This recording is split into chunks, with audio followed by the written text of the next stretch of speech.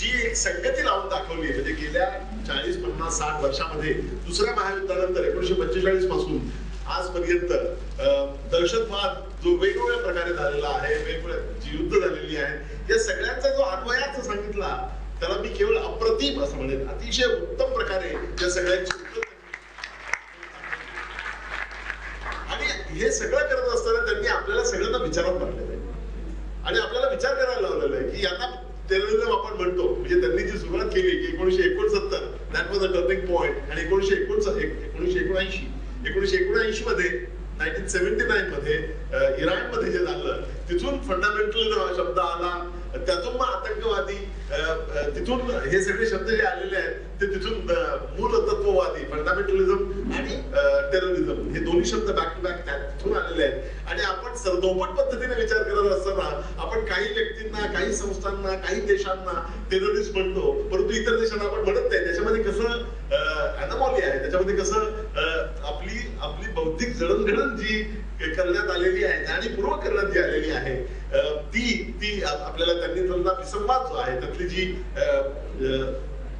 जो परस्पर आंतरविरोध जो आहे तो त्यांनी अतिशय सुंदर त्यांच्या शैलीमध्ये आपल्याला सांगितलेला आहे. आणि हा सगळी संगती, हा अन्वयार्थ आणि विचार करायला लावलेला आहे.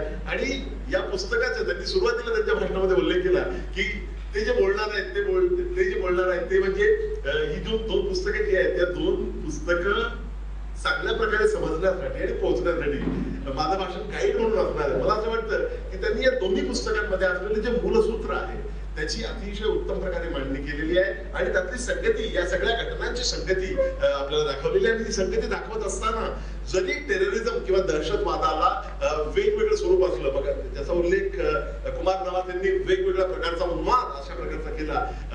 आणि जे त्यांनी सांगितलं की त्याला उन्माद म्हणता येणार नाही, तो द्वेष आहे, ती विकृती आहे. तुम्ही उन्माद म्हणा, विकृती म्हणा, द्वेष म्हणा, परंतु आपण जे नेहमी विचार करताना म्हणतो की हा धार्मिक उन्माद आहे किंवा हा जातीवर आधारित उन्माद आहे किंवा हा वंशावर आधारित उन्माद आहे, या टेररिझमच्या अनेक वेगवेगळ्या व्याख्या आपल्याला परिचित आहेत. परंतु या सगळ्यांच्या मागे पॉवर पॉलिटिक्स असतं आणि अंतिमतः तेच सत्य असतं. ही बाकीची सगळी जी असतात ती सगळी अतिशय हुशारीने मांडलेली, वापरलेली आयुध असतात. हा जो मुद्दा कुमार केतकरांनी जो मांडलेला आहे तो आपल्या सर्वांनी विचार करावा असा आहे. आणि या निमित्तानं त्यांनी आपल्या सर्वांनाच विचार करायला लावलेला आहे. त्यांचं मला अगदी मनापासून खास अभिनंदन करावं वाटतं. दहशतवादाबद्दल बोलताना यांनी बाकी काही ठेवलेले पण मला दोन चार मुद्दे जे मला मांडायचे ते मुद्दाम अगदी थोडक्यामध्ये मी मांडणार आहे आणि अफगाणिस्तानमधल्या अनुभवाबद्दल थोडंसं बोलणार आहे. आपण दहशतवादाबद्दल बोलताना नेहमी त्याचे वेगवेगळे प्रकार आहेत, त्यामध्ये वेगवेगळ्या कारण त्याच्या मागे असतात. कुमारने सांगितलं की हे सगळ्यांचं मूलभूत